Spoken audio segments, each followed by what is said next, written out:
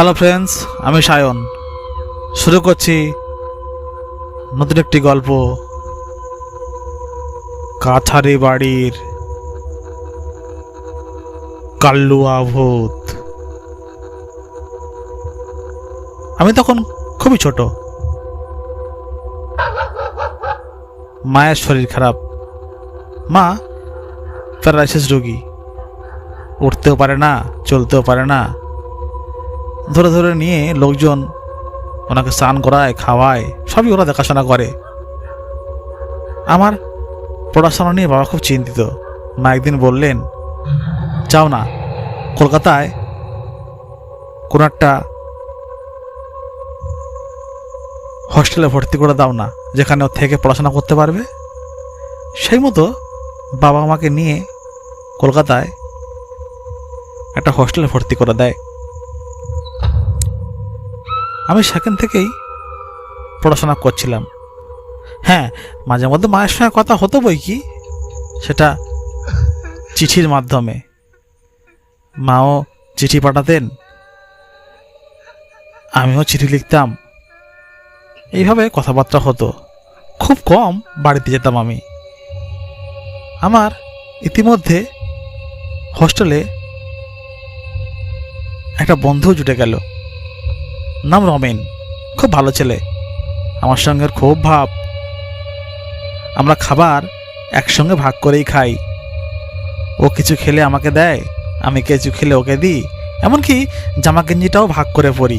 কখন আমারটা ও পরে বেরিয়ে পড়ে, কখন ওরটা আমি পরে বেরিয়ে পড়ি, কখন আমরা একসঙ্গে বেরিয়ে পড়ি এদিক ওদিক, যেদিকে মন চায় ঘুরে আসি।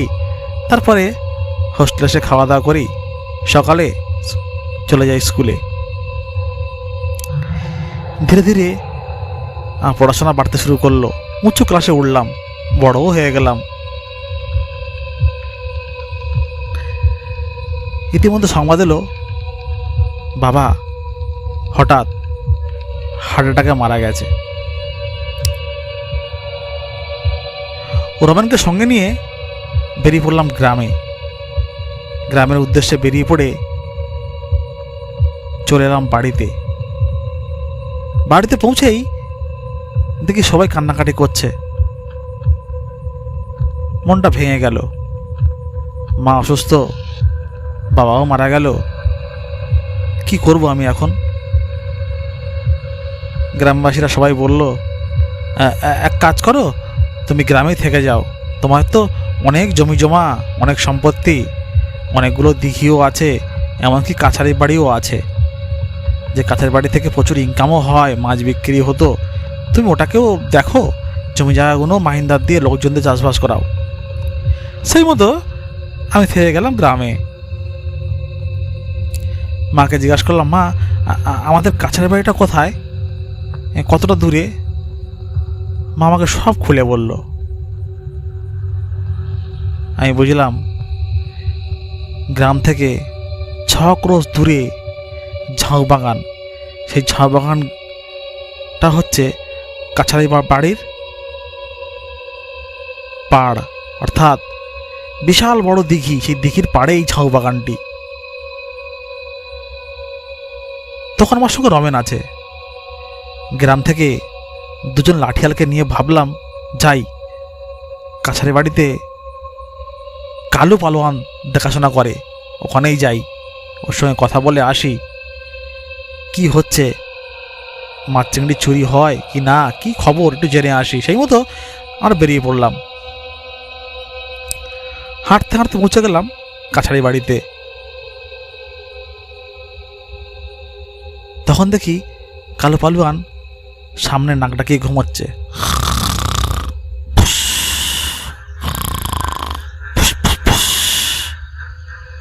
আমরা জিজ্ঞেস করলাম, কালুবাবু, কালুবাবু?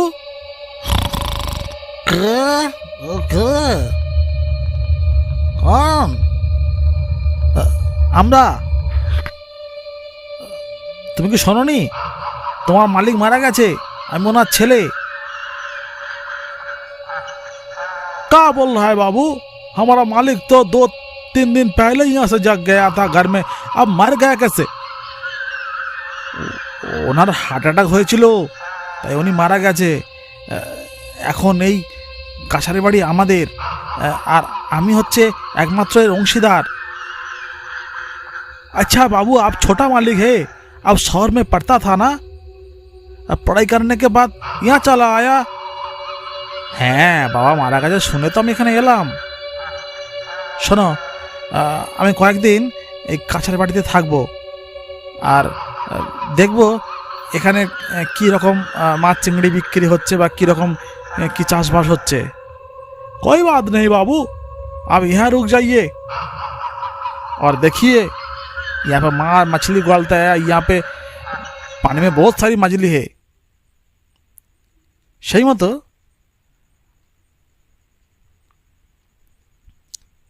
আমি থেকে গেলাম কাছারি বাড়িতে। ধীরে ধীরে সন্ধ্যা নেমে এলো। রমেন আমাকে জিজ্ঞাসা করলো, এ ভাই, এই কাছারি বাড়িতে থাকবো, রাতও হয়ে আসছে, এখানে তো কোনো বৈদ্যুতিক আলোও নেই, চল না আমরা গ্রামের দিকে ফিরে যাই, অনেক লোকজন আছে, এখানে তো কেউ নেই এই বাহাদুর ছাড়া। দেখ, এটা মধ্য মাঠ, মাঠের মধ্যেখানে এই বিরাট বড় দিঘি, এটা আমাদের, আর এখানে লোকজন কোত্থেকে আসবে? তুই এক কাজ কর, শান্ত হয়ে বস, রাতের বেলা বেশ জমিয়ে গল্প করা যাবে এখন। ধীরে ধীরে রাত গভীর হতে শুরু করলো। গভীর রাতে দেখলাম কালো পালোয়ান আমাদেরকে বলল, बाबू अब लोग यहाँ रहिए, हम जरा ये कुछ देर बाद घूम के आते हैं, कुछ देर बाद हम चला आएंगे। यहाँ वो जो मछली है ना, वो बहुत चोरी होता है यहाँ पे, ये चोरी होता है, ये चोर लोग यहाँ आते हैं रात को, हमको जरा देखना पड़ेगा। मतलब এখানে রাতে মাছ চুরি হয়? और क्या बाबू, और क्या बोले, यही तो कुछ दिन बाद यहाँ पे देखो ना, अमावस्या का रात आएगी और माछली भी और ज़्यादा चोरी होगा। अभी तो चोरी कम हो गया, क्योंकि कुछ दिन पहले तो यहाँ पे मालिक था, इसलिए चोर लोग नहीं आया था यहाँ पे। ঠিক আছে, তুমি যাও, দেখো যদি কোনো মাছ চোরকে পাও তাকে ধরে নিয়ে আসবে আমার কাছে, ঠিক আছে? ठीक है बाबू, आप लोग रहिए यहाँ पे, हम आते हैं। এই বলে কালো পালোয়ান বেরিয়ে গেল। প্রায় 3 ঘন্টা কেটে গেল, কালো পালোয়ান আর ফিরল না। আমরাও একটু গল্প সল্প করছিলাম, যার কারণে আমাদেরও খেয়াল নেই। হঠাৎ মনে হলো, আরে প্রায় তো 3 ঘন্টা মতো কেটে গেল, এখনো কালো পালোয়ান ফিরে এলো না কেন? দেখি তো। একটু এগিয়ে গিয়ে আমি আর রমেন বেরিয়ে পড়লাম কালো পালোয়ানকে খুঁজতে। ওই ঝাঁ বাগানের মধ্যে একটা লণ্ঠন নিয়ে, কালু, কালু, ওই কালু, তুমি এখনো ফিরলে না কেন? কোথায় তুমি?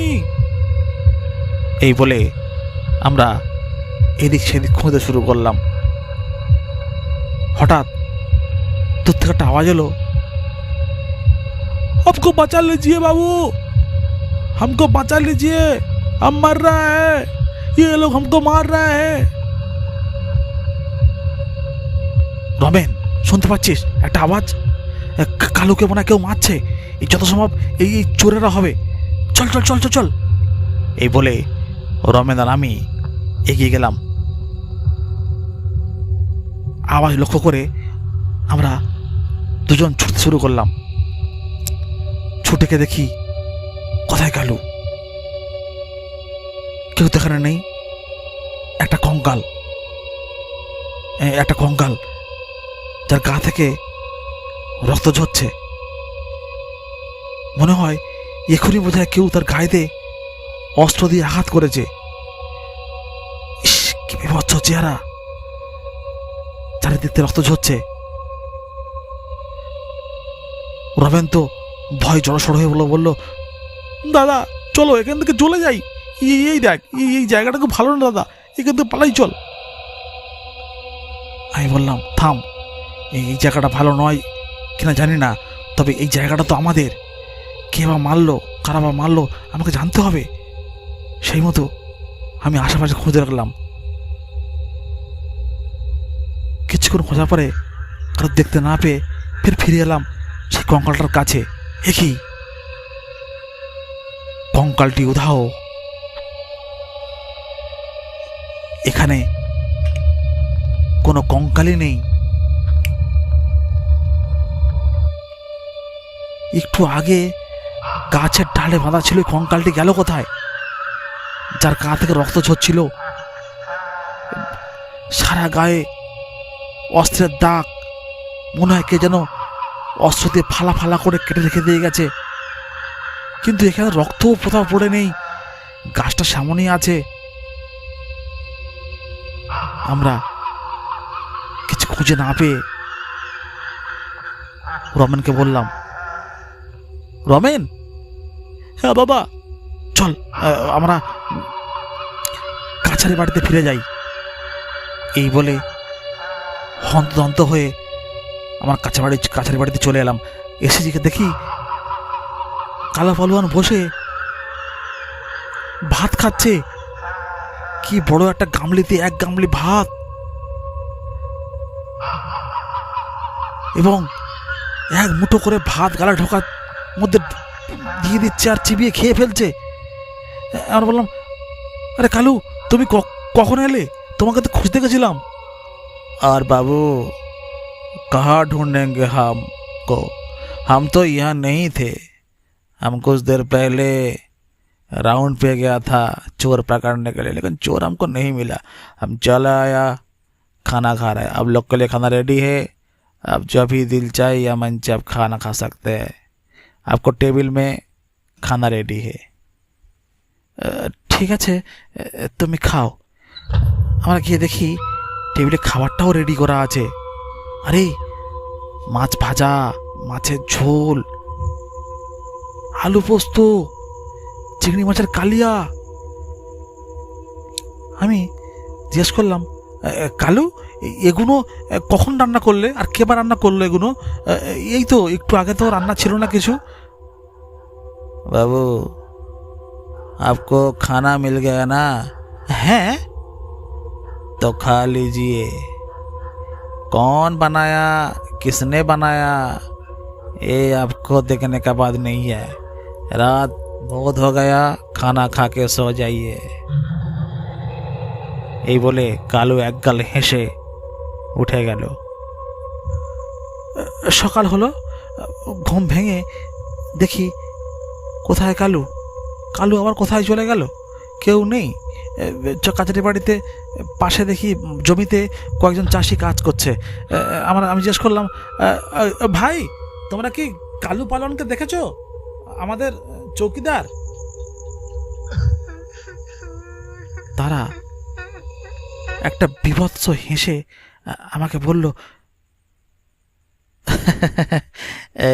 বাবু, আপনি আমাদের সঙ্গে নিশ্চয়ই মজা করছেন। না না না, মজা করবো কেন? কালু পালোয়ান তো কাল রাতেই ছিল, আর সকাল উঠে দেখছি উনি নেই, তাই আমি জিজ্ঞাসা করছি যে কালুকে দেখেছ? বাবু, আপনি মজা করছেন। দীর্ঘ 5 দিন আগে কালু পালোয়ান তো মারা গেছে বাবু। সে কি? না, কালু মারা গেছে মানে আপনি কি বলতেছেন? না, এই তো কালকে রাতে আমাদের সঙ্গে খাওয়া দাওয়া। না বাবু, আপনি ভুল দেখেছেন বা স্বপ্ন দেখেছেন। কালু পালোয়ান আজ 5 দিন আগেই মারা গেছে। কালু পালোয়ান তো নেই। আর শুনেছি